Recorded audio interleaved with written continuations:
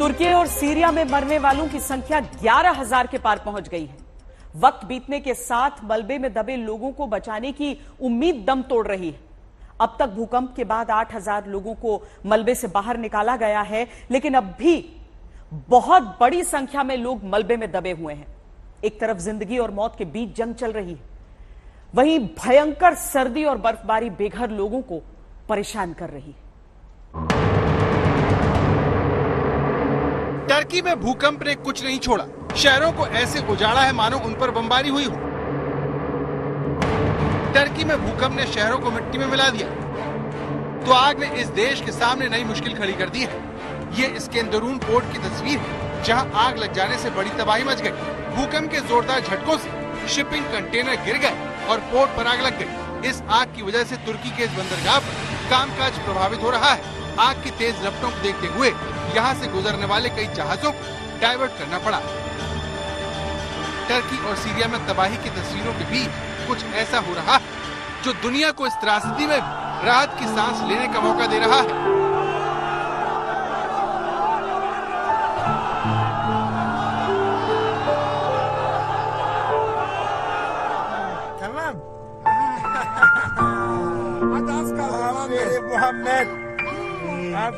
भाई बहनों की इस तस्वीर ने सारी दुनिया का ध्यान खींचा है। मौत से लड़ते हुए इस बच्ची ने जिस तरह से अपने भाई के सिर पर सुरक्षा का हाथ रखा है, वो सिर्फ एक बहन ही कर सकती है।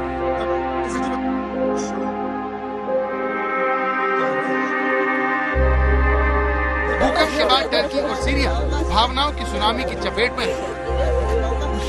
चारों तरफ गम और परेशानी है, निराशा है। अब ये तस्वीर देखिए जो उस अभागे पिता की है, जो मलबे में दबी अपनी बेटी का हाथ पकड़कर बदहवास होकर बैठा है। लेकिन भूकंप की इस त्रासदी में जश्न भी है। जिंदगियों को बचाने की खुशी हर कोई एक दूसरे के साथ बांट रहा है। लेकिन सबसे ज्यादा चर्चा इस तस्वीर की है जिसमें दो मासूम बच्चों ने मौत को मात दे दी। ये सीरिया की तस्वीर है जहाँ पर दो मासूम बच्चे मलबे में दबे हैं। दोनों बच्चे बिल्कुल स्वस्थ हालत में दिख रहे हैं, लेकिन मलबे की जद में। रेस्क्यू टीम जब तक दोनों को निकालने का इंतजाम कर रही थी, तो बचाव कर्मियों ने इस बच्ची से बातचीत की। सीरिया की इस बच्ची ने जो कुछ कहा उसे सुनकर वहाँ मौजूद हर किसी का कलेजा छलनी हो गया। इस बेबसी में भी एक उम्मीद छिपी है कि मौत कितनी भी बेदर्द हो जाए, जिंदगी को हरा नहीं सकती। सीरिया की एक और तस्वीर देखिए जिसमें बचाव कर्मी मलबे के नीचे हाथ से कुछ देर जमीन से मिट्टी हटाता है।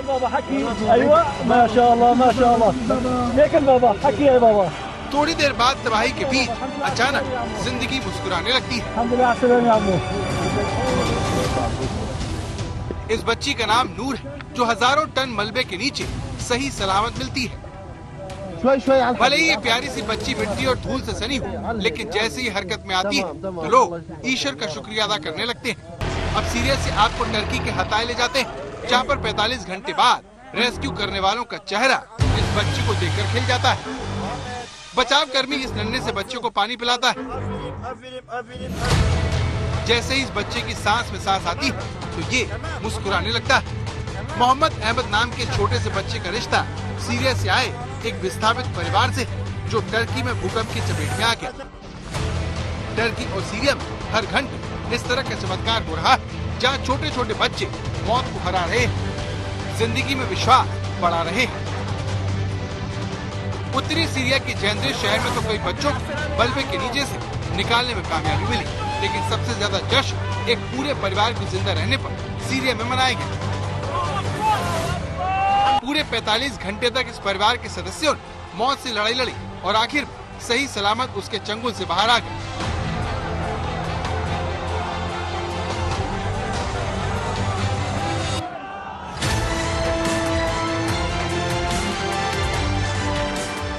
अब ये तस्वीर देखिए जिसमें एक नवजात बच्ची ने मौत को हरा दिया।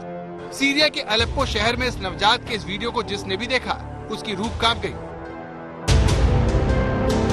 इस बच्चे की मां विनाशकारी भूकंप आने पर अपने ही घर में फंस गई। मलबे में दबे रहने के दौरान उसे लेबर पेन शुरू हो गए। इसके बाद महिला ने मलबे में दबे दबे ही इस नवजात को जन्म दिया। बच्चे को डॉक्टरों की मदद से सुरक्षित निकाल लिया गया, लेकिन उसकी मां को नहीं बचाया जा सका। टर्की से सीरिया तक इंसानों के ऊपर कुदरत के कहर से करिश्मे तक की ऐसी अंतहीन कहानियाँ बिखरी हुई है, जिनमें बेहिसाब दर्द है। विध्वंस के बीच सजन के संकल्प की वो इंसानी फितरत भी मौजूद है, जिसे देखकर हौसला बढ़ता है।